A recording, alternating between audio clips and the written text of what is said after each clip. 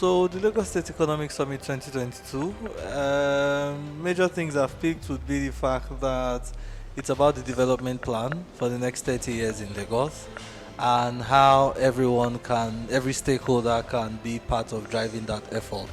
So what's happening here today is having the tech community being part of that development effort. Lagos would probably be the only state that is doing stakeholder engagement this big or this elaborate, where every player in the industry is relevant. I think the biggest thing is that all stakeholders need to work together or need to be able to find ways to collaborate. That would be the biggest thing for me, because if we're striving to actually meet the goal for 2030, it means that each and every one of us we have very vital roles to play.